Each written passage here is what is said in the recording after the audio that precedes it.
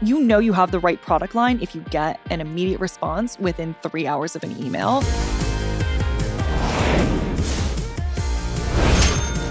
Hey everyone, welcome to Shopify Masters. I'm your host, Serena Smith, and this is your companion for starting and scaling a business. This founder sent one cold email to a Whole Foods buyer and got a response in 3 hours. Not 3 days, not 3 weeks, 3 hours. You are setting yourself up for more success the more you put yourself in the field. If you're not visible, you can't be bought. Michelle Razavi and Nikki Elliott didn't doubt themselves when they hit send. That email launched her protein dessert company, Elavi, into over 50 Whole Foods stores. There's a difference between good and great. A good business does okay. An exceptional business, they go above and beyond. Today, we'll get right into her pitching strategy, what to do after you get a response, and how you can set yourself up to launch in a nationwide retailer. Michelle, thanks for being here. Thank you so much for having me. Really excited to be here. Oh my God, stoked to have you. As legend has it, and as I just set up in the intro, you sent one email that landed you in Whole Foods. How does something like this happen? It all happened very quickly that when I say it out loud, it also sounds crazy. But yeah, so I took it upon myself because I'm a huge advocate of closed mouths don't get fed. And if you don't advocate for yourself, who will?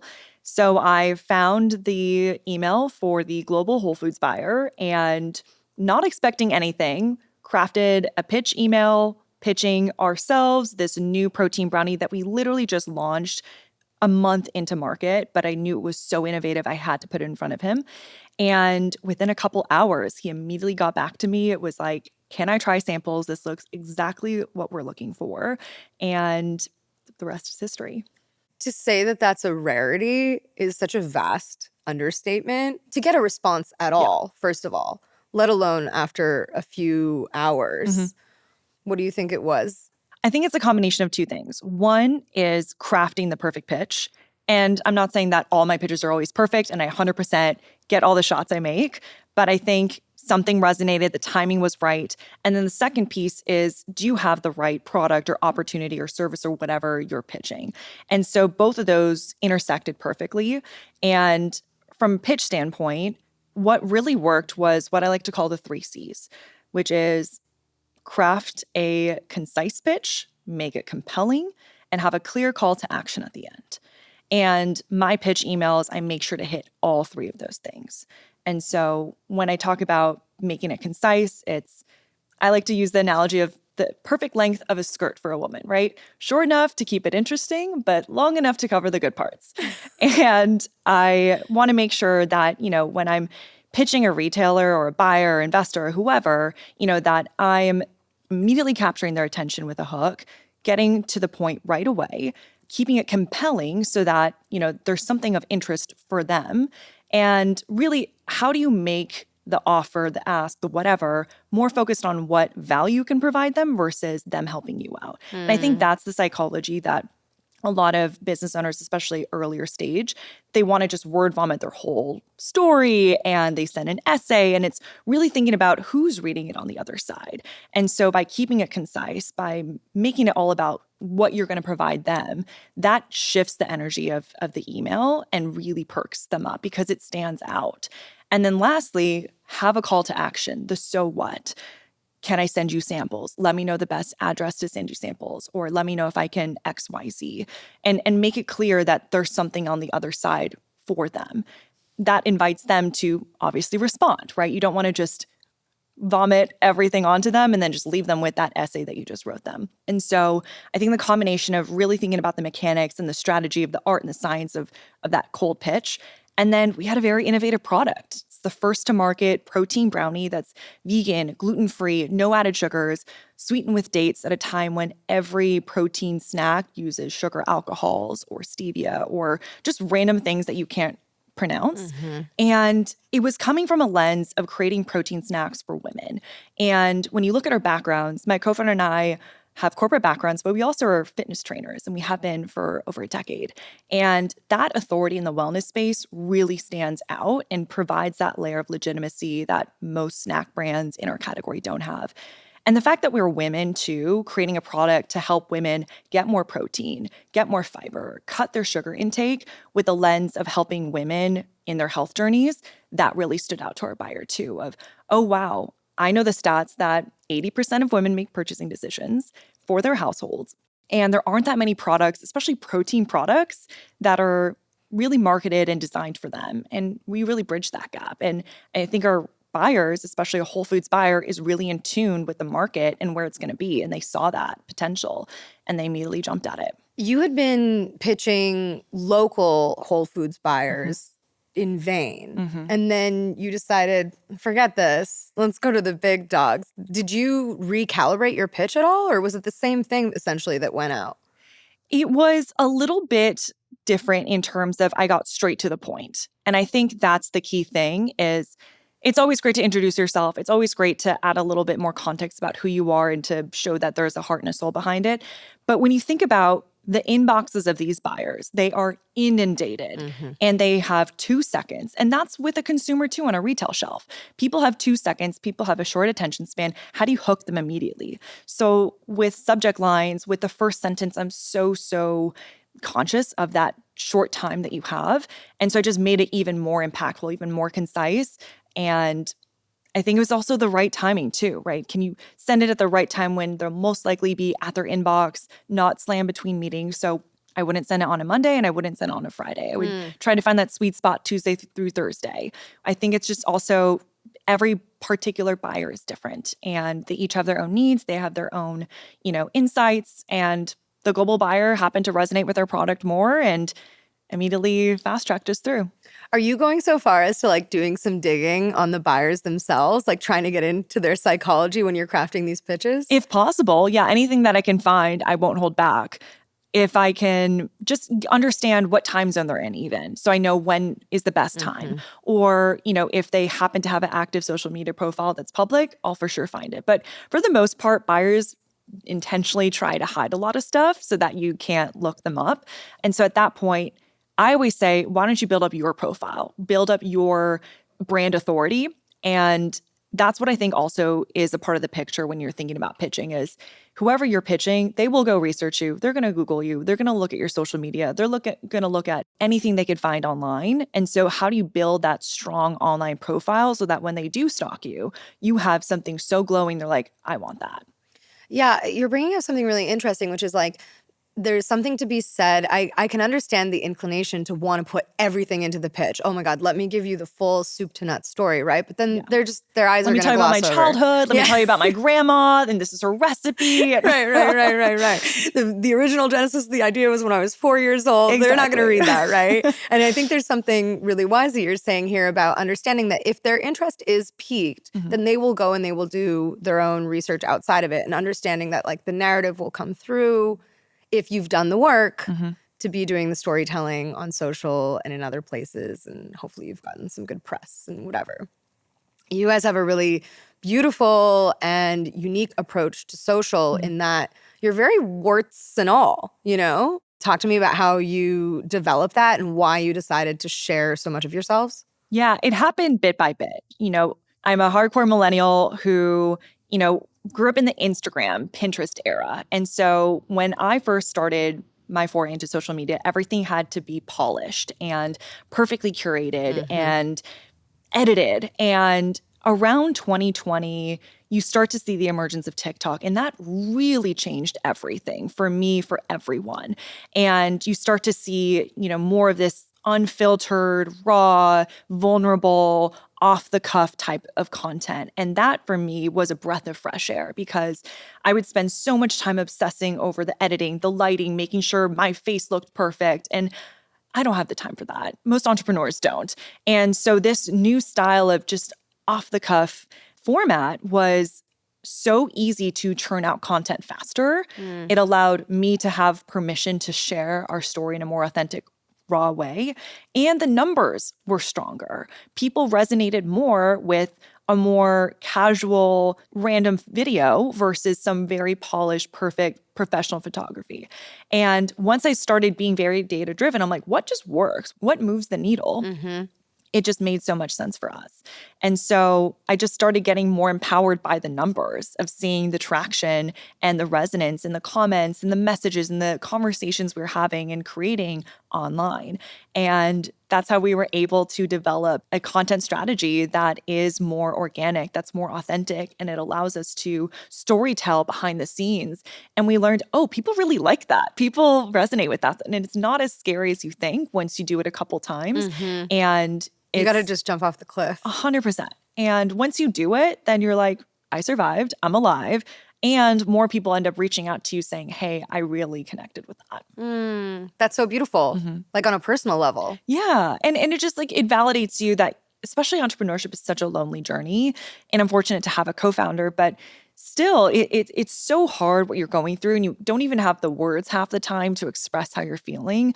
And everything moves so crazy fast that your brain can't even process it all. And so to have an outlet like social media where you can share even a small glimmer of what's going on behind the scenes humanizes the brand and allows people to come be a part of something and really just build publicly. And I think that's the new age of building a consumer brand, is building in public. And I think, yeah, people are just ready for that. There's like a mindset shift that it requires around the notion of like, if you're building a business, there's this maybe wrong and antiquated expectation that everything should look intensely professional. And that if you show the flaws of what's going on behind the scenes, it's going to make you look like a less valuable or less trustworthy company. But it sounds like you're saying that almost the opposite is true. Yeah. That the more you let people in, the more it allows you to build loyalty and community. And I want to break down that fear. It's very common for women too, to feel like we have to be perfect, to feel like we always have to be presentable. And that's cultural, structural, implications that we just grew up with. And a way to challenge that, I feel, is to show up imperfect, to show up and show the messiness and the vulnerability. And I was so afraid that my investors would judge me because they follow me on social media. But seeing messages of them saying, I love following you on social media. It's so fun. I feel like I'm part of the action. And for the most part, people understand that nothing's going to be perfect. Their lives aren't perfect, so why should someone online be? And I personally don't like following people who have this perfect curated life. I find it annoying and just unattainable. And I'm like, I can't relate to this. And so when I think about what kind of content would I like to see, I use that as my North Star of something that's empowering, uplifting, but also shows really the messiness that is life. One of my favorite posts of yours is like, it was like the 4 stages of being a female founder. Yeah. Do you remember? Yeah. Can you take us through? Because it was so good and like kind of savage, frankly, which I loved. Yeah. I mean, so the 4 stages of being a female founder or just being a early stage business is that, you first start to tell people and people are like, oh, don't call yourself an entrepreneur. Don't even say that. There's just this like dismissiveness and shutdown of how dare you even say something like that. And it's coming from a good place, I think, when people are trying to say, hey, don't say that, or don't be too big, or don't take up too much space, because I think they want to protect you from the hardship, the rejection, the insane just intensity of running a business. And then the next stage is when people are like, oh, cool, it looks like you're picking up. Like, is this like Avon? Is this like, a cute little side project you got going on? And again, I don't think that people want to intentionally put entrepreneurs down. I think they just don't understand that this is an idea. This is way more than a project. This is a business you're building. This is your livelihood. But yeah, you do get put down a little bit and people diminish your hard work and call it a cute little side project, or, they make comments. And then as you start to pick up traction, people are like, wow, look at you go. Like, can I get some free product? Can I? All of a sudden they're fans. Like, this is amazing. Like, look at you go. And you're like, yeah, I've been working really hard at this. And then lastly, it's like, wow, like so cool to see you successful. I've cheered you on the whole time. Which is like a very exaggerated, sassy video that I made. But it really had so many people and so many business owners comment, yep, that's exactly my experience of this. Like, you're starting to kind of come out of your shell and share this idea with people and get excited. And there's going to be naysayers and there's going to be haters or just people who don't understand. And that's okay. And it's your job as an entrepreneur to put your blinders on and take feedback where it's helpful and constructive and tune out everything else and focus on what you're building and continue that precision, that excellence, and that strive to get better and better. And eventually People will understand what you're building, but at the same time, it doesn't matter. You need to be so excited about what you're building, and you cannot seek external validation as your why. It's really, the love of the craft of building what you're building that is going to fuel you. You cannot seek external validation. That's like some lifelong work for most people, Absolutely. That's excellent. That's excellent advice. But it's also a very nuanced thing to try to assess. You mentioned keep your blinders on. Don't let too much of the outside noise in, but do let in the advice or the criticism or the feedback that is constructive and can be utilized. Yeah. Maybe you're building for your community, right? And your product is not going to be for everyone. And the sooner you realize that, the more free you will be to create for your consumer, your community, your target audience. And you can't be everything to everyone because you'll just end up being nothing.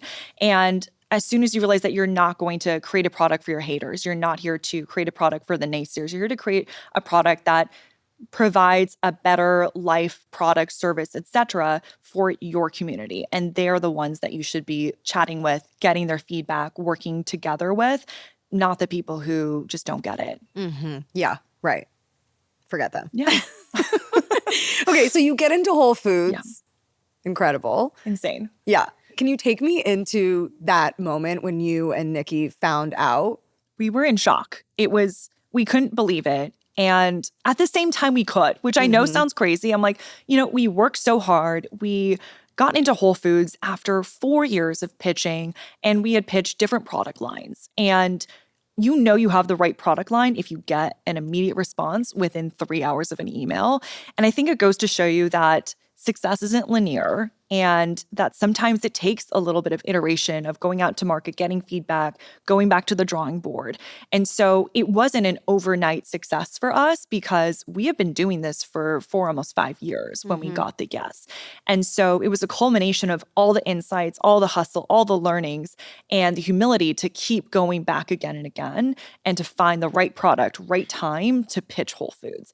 And so, yes, we were shocked and excited, but it's also this immediate sense of, yeah, we deserve this too. We worked so hard to bring this really innovative product to market. And even when we got the yes, the journey to actually get onto shelves was also bumpy and not linear. But that goes to show you that behind the scenes, there's always chaos from this shiny, announcement on the outside. But that goes to, again, why we like to share the behind the scenes, because it makes it more accessible for more entrepreneurs to see, okay, they went through all that and they still are achieving XYZ, so can I. Totally. To that end, you get into Whole Foods, but you don't launch for a full year. Yeah. And as you mentioned, it was not linear and there were some bumps along the way. I mean, this is like the juicy stuff for this show. So can you fill us in on what happened? Yeah. So just for a little bit of context, so Whole Foods and a lot of retailers, they work a year out. So they'll start reviewing brands for a reset in the category for the next season, which is the next year prior. So there's already that time constraint of about 6 to 9 months up to a year for you to get onto shelves. But on top of that, we were delayed unexpectedly because Whole Foods' distribution partner, UNFI, suddenly, randomly, no one could have predicted this. They had a cyber attack the month that we were supposed to launch. And so if you can imagine, you shipped all of your products there on time. You've been doing all the paperwork, getting all the onboarding across the line, hustling with all these crazy deadlines that they give you. And we're ready to go. And 2 days before we're supposed to launch, we get an email from our buyers saying, hey, we're going to have to push this back. And it's devastating because we prepared all the PR, we got our website ready, our emails, our social, everything. We were about to announce this really exciting milestone. And we had to immediately go to everyone, like, turn it off, like, don't put this, like, and it just pull everything back. And at this point, Nikki and I have gone through so many obstacles that it was upsetting, it was frustrating, but then we were over it after an hour. And that shows the resilience that we've built as operators, that things are going to go wrong, things are not going to go as planned. How you respond to them defines you as a leader. And so we immediately shut off all of our PR, all the marketing, and said, okay, we'll just wait till the next month and we'll launch there. Then we got delayed again. And we just kept our spirits high. We focused on our other retail partners, focused on our website, focused on The other parts of the business were very busy. And when it was time, we launched. And I think if you just focus on the negatives, it slows you down, it mentally exhausts you, and it pulls you away from other wins and exciting parts of the business. At that same time, we were rapidly growing in Costco. And so we're like, you know what? This is actually a silver lining. Now we can focus all of our attention to Costco. When Whole Foods is ready, we'll come in and jump. And it's really just a reframe and a pivot of how you approach obstacles that I think makes you a stronger, better operator. And what is the mindset through which you look at obstacles? It depends on what the obstacle is. But at the end of the day, everything works itself out is the way I think about it.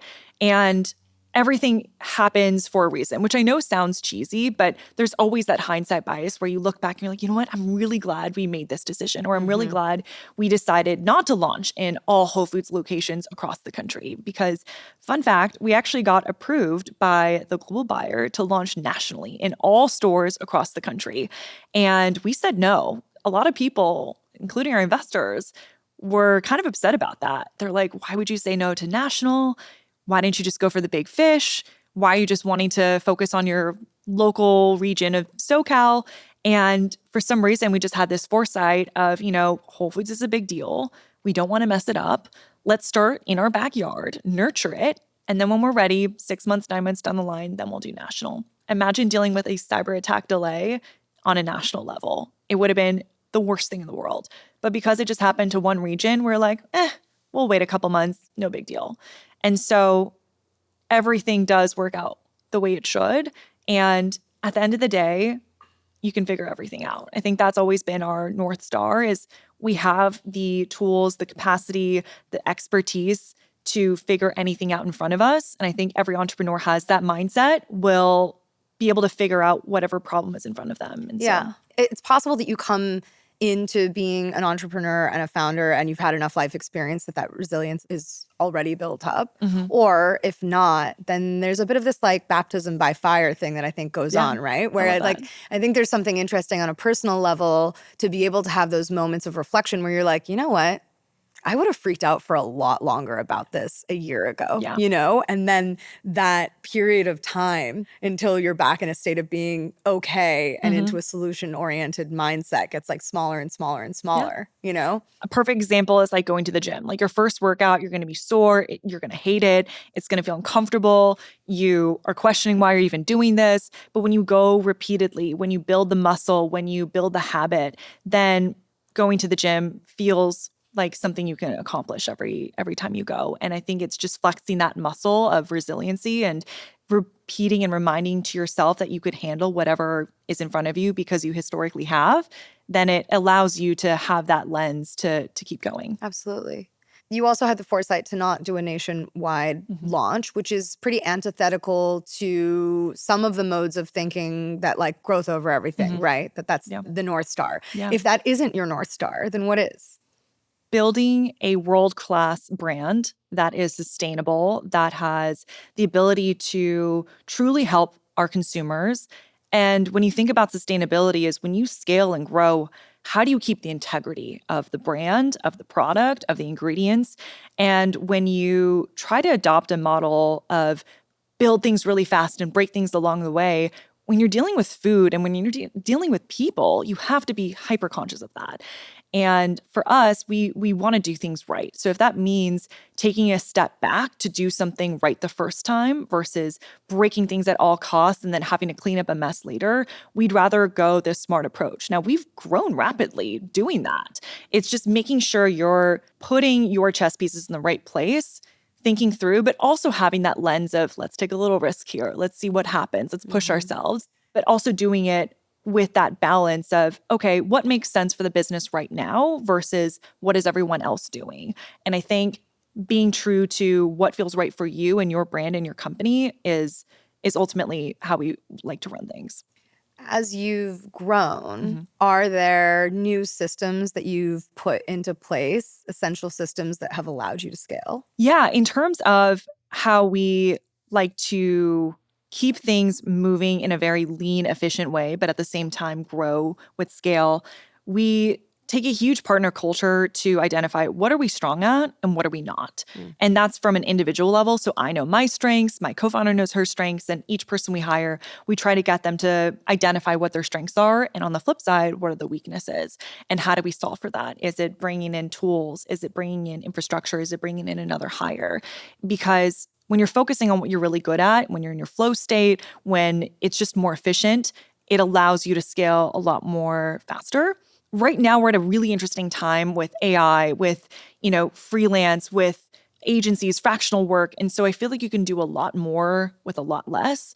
Right now is the best time to start a business, I believe. But at the same time, it's the hardest to stay in business. So you really have to get creative, smart, tactical, and know your numbers. And I think for us, we are so disciplined, and that's how we drive everything is this precision and laser focus on everything. You think it's the best time to start a business? I think it's the easiest time to start a business because you have so many resources at your fingertips, like Shopify, for instance.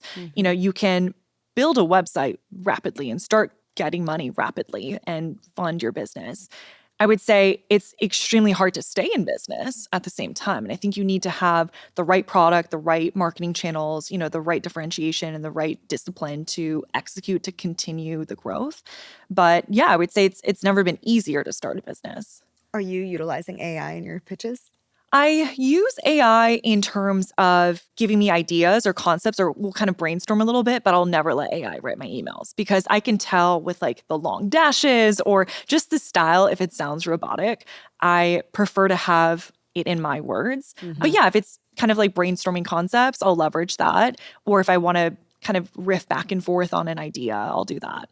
Before Whole Foods, you were in Costco and continue to be in Costco. And you and your partner, Nikki, embarked on this North America-wide road show where you were essentially going to Costco's and having people sample your product and getting feedback right on site.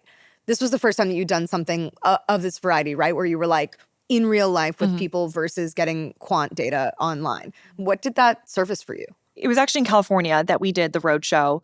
And, when we launched the company, we launched it in 2020. So we didn't have access to sample people in real life. We couldn't see the reactions in real time of them trying our product. And so we had no way of truly validating our products. And I think that's so important, especially when you're a food or beverage company. And so roadshow was this crazy opportunity for us to sample our products in a Costco in front of 70,000 consumers who are going past our booth. And we got to test our product, our flavors, our packaging. We got to see the real-time responses, chat with them, dig deeper into what their experience was like, what they would like to see. And that data was so powerful. When you think about consumer research, people pay for that. And the fact that we as an emerging brand were able to harness that data was so powerful. We were doing brainstorm sessions in the evenings where we would recap what we learned and what ideas we got for our packaging. And that was the impetus behind our brand redesign and redesigning all of our packaging because we got so many insights of where we were missing the mark, of where consumers were confused, where people were struggling with pronouncing certain things. And it was just a perfect opportunity for us to take all the feedback, all the data that we got in real time, take it to a brand agency and develop packaging that was actually designed for retail because our prior packaging was designed for online. And you have to understand how to merge the two because something with a white screen or something with a white background behind it is going to perform totally different than something sitting in a crowded shelf with lighting and shadows and a bunch of other brands sitting right next to it. And so the roadshow informed the data insights that we needed for creating what we see today. And we could not be more grateful for that opportunity. What was the wisdom that you were following prior in terms of your brand packaging, and what's the wisdom that you're following now? Candidly, we didn't really have wisdom in our first, we were just kind of like, this looks good. Like, why not? It was just very much haphazard designing it. We were looking to other brands for inspiration. We're like, oh, we want to be sleek and sexy like Equinox, or we wanted to look like this. We didn't really have the opportunity to really work on our ethos, our mission, because we didn't really know who we were creating for, because we thought our consumer was X person. And when we're in the field, we're actually resonating with Y person.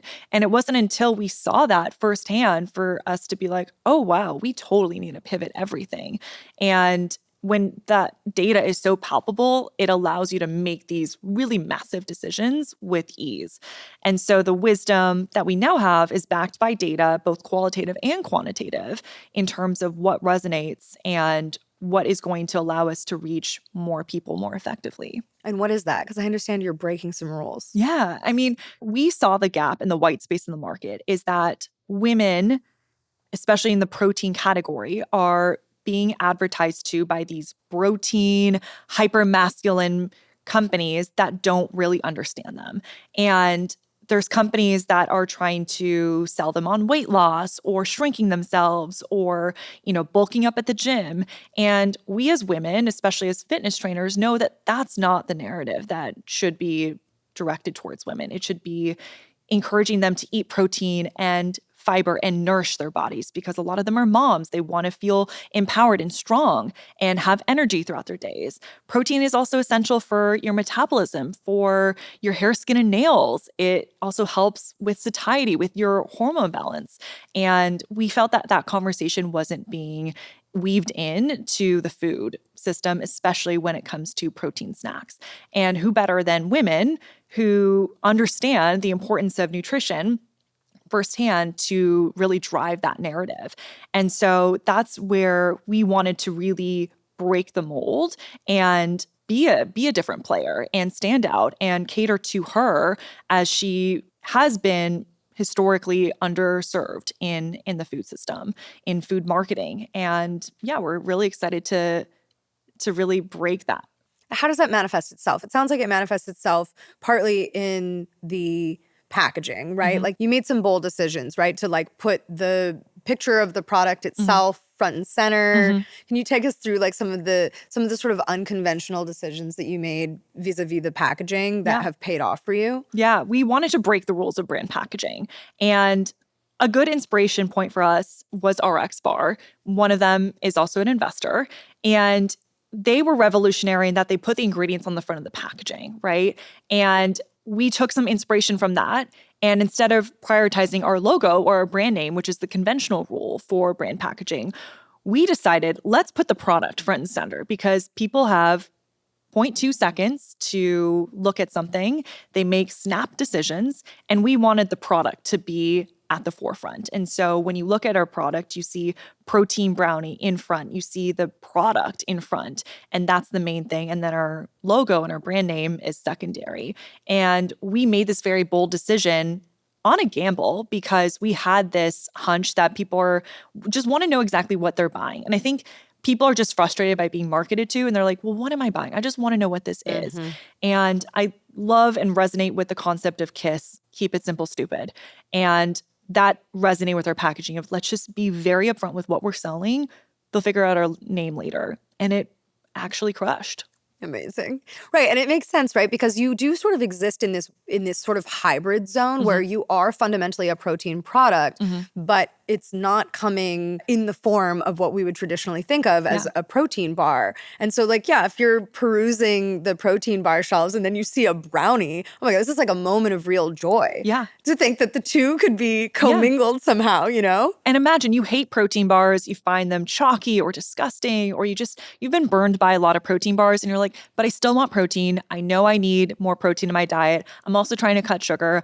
And then you come across this protein brownie that hits everything. It has the macros you're looking for. It also has fiber, which you know you should be eating. Did you know that over 95% of people are not getting enough fiber? And the fact that it comes in a really fun, delicious form factor of a brownie while also filling your nutritional gaps is such a win. And when you flip to the back and you see the ingredients are extremely clean and the integrity of the product is made with such intention, it's a no-brainer. And that's what we're really excited to be bringing into market, is this hybrid between a dessert that you could feel good about, that you can enjoy as your sweet treat of the day, but also this function of getting a protein snack into the day so that you feel like, okay, one check off the list. I feel good about what I'm eating. And removing the guilt. Exactly. How nice. Yeah. We're amid this insane protein craze Yeah. right now. Yeah. I would imagine you've seen a lift in your business as a result. Has it impacted the way that you're functioning, your marketing tactics, or were you just sort of right place, right time?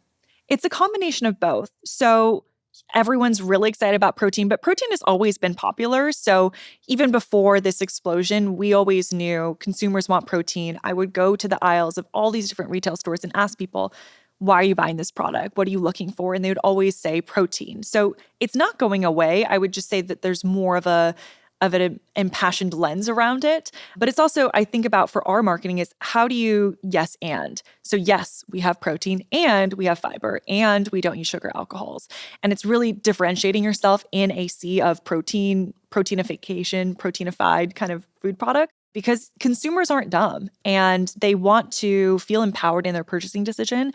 They want to feel proud of what they are buying for themselves and their families.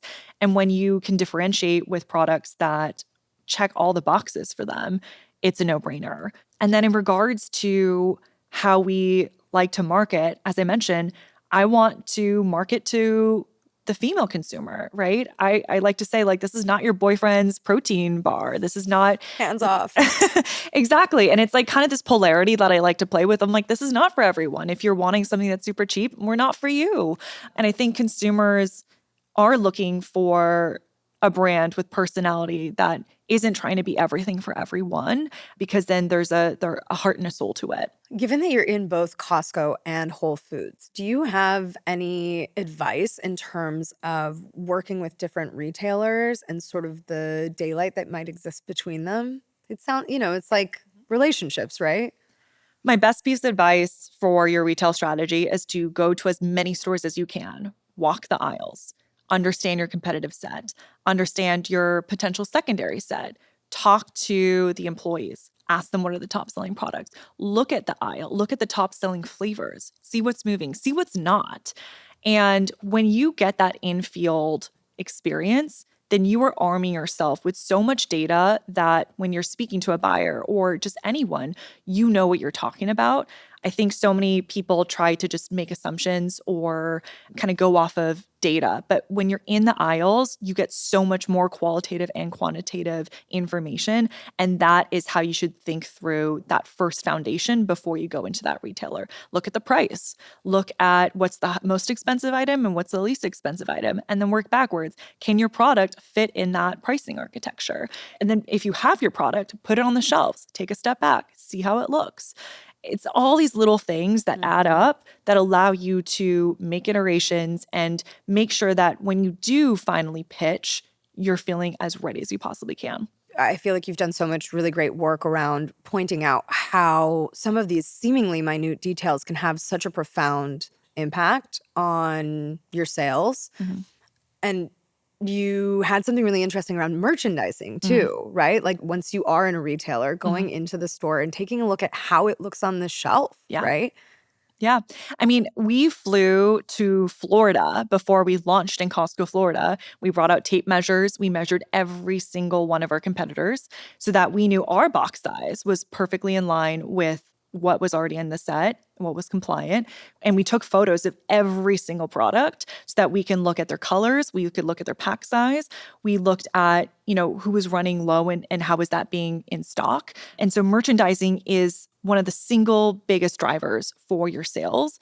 And it could also be your biggest killer for sales. If you're not merchandised, if your product is not out on shelves, if it's not looking cute, then you are missing out on easy sales. And it's so important because if you're not visible, you can't be bought.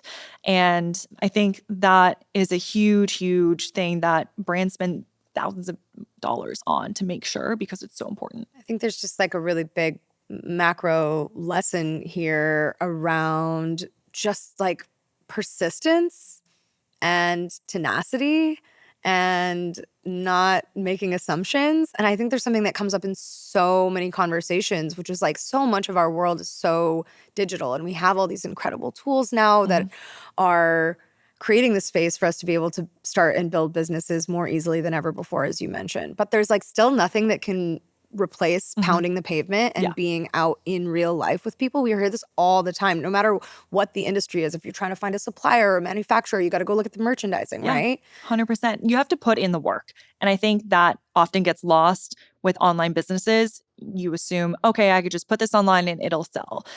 Okay, maybe, but are you understanding your consumer? Are you asking them for feedback? And I think when you put in that extra step, and I think it's just there's a difference between good and great. And I always come back to that of like a good business does okay, but a great business, an exceptional business, they go above and beyond. They do what their competitors would never even think of doing. We have like flown to Florida and Georgia and spent weekends nurturing our Costco demos to the point where people are asking us, are you marketing girls? They couldn't believe that we are the operators or the owners. And, doing what most people won't do gives you that edge because you get access to information, to people, and you just put your face in front of more people. Statistically, you are setting yourself up for more success the more you put yourself out there, the more you put yourself in the field, the more you put yourself in the room. Even a 5-second buyer conversation. We flew to meet with a very big retailer, and I spent probably 4 hours in flight and commute for a 20-minute meeting. But it's so worth it to have the in-person, pounding the pavement expertise that you can only get from doing all this extra work outside of the online. And there's something to be said, too, for the long-term nature of this as well. You never know how things will pan out. 100%. That meeting that you thought was a failure, that person might think of you 6 months later and want to connect you with somebody else. Yeah. These things often have ways of showing up with silver linings and blessings down the road, you know? And that's all the more reason to build your online profile and to continue nurturing that social community. I have friends that I've known since high school that are connecting me to massive coffee shops that I would never have the opportunity to get in front of because they happen to move to that job and they are still following our content online. They're like, hey, love seeing you grow. I'm so proud of you. This is so exciting. I can connect you with this person. Do you want an intro? And it's all because we stayed very disciplined in showing people the story so they feel connected. They want to help. They want to be a part of the growth. And so it all goes hand in hand in building that ecosystem that ultimately nurtures the business. You launched in Whole Foods. You came out with a new product. Your Blondie, also in the last month. All at the same time, How are you keeping your head on straight? It's very difficult. I would say for me personally, I think for any entrepreneur, you have to have what grounds you and you have to be disciplined about having that to be your anchor point. So in the mornings, without compromise, I go for a morning walk with my dog. I try not to look at my phone first thing in the morning. My co-founder and I still teach fitness classes, believe it or not. And that gives us this dedicated time to step away from the business, not look at our screens, connect back to our why, and try, air quotes, try to sleep because it's so important when you think about your time and the way that your brain is so important for the business. It really just changes everything that you can't just keep burning yourself out. You can't try to do everything. And I would say the biggest thing that I'm working on right now as a leader is how can I delegate? Because it's just simply impossible to do everything. And as a founder, you're used to doing everything. But as you level up and go more into the CEO role, you have to delegate. You have to take things off your plate so that you can perform better in what you can do. And so that's been how I've been trying to navigate the exciting growth is what can I take off my plate and how can I have someone else manage this so that I can focus on what really moves the needle. Being willing to loosen the reins. It's hard. It's a journey. It's a journey. Yeah. Well, I'm excited to have you back in a year and you can talk about that transition. Yeah. Okay. So now to wrap us up, looking back to the beginning, your first 6 months since you launched, what was one or the single most impactful thing that you did during that time that led to your success? For our first 6 months of launch, I would say what moved the needle the most is sharing screenshots of reviews, which sounds so weird, but we weren't on, a bunch of other platforms. We weren't on Amazon. We weren't on anywhere else. And so when people want to buy a product, they want to know, is it good? Am I going to like this? Does this taste good? Right? Very simple things. And so anytime we'd gift out product to friends and family, or they would just buy it out of the kindness of their hearts, we were like baby. We would screenshot the reviews and post it on our Instagram stories. And I made Nikki also reposted, and she doesn't like going on social media as much as I do, but I made us do it. And I said, the second this stops working, we will stop posting on social media. We will stop posting reviews. We will stop posting, behind the scenes content. And we haven't stopped. And so I would say just sharing testimonials, whether it's a screenshot of a review or a text message or someone kind enough to make a video, share that because people need validation. People look at what other people are saying to drive that purchasing decision. I mean, you look at Yelp, you look at Sephora, you look at all these massive retailers, they share reviews for a reason. People want to see that buy-in. So I would say, yeah, like as soon as you start to get testimonials, post them, share them, don't hide them, because that'll help other people get excited about buying your products. Excellent conversation. So chock full of really useful advice. Thank you for being here. Thank you for this conversation, Michelle. Thank you for having me. It was super fun. Drop us a comment below and make sure you subscribe so you never miss new interviews. We'll see you next time.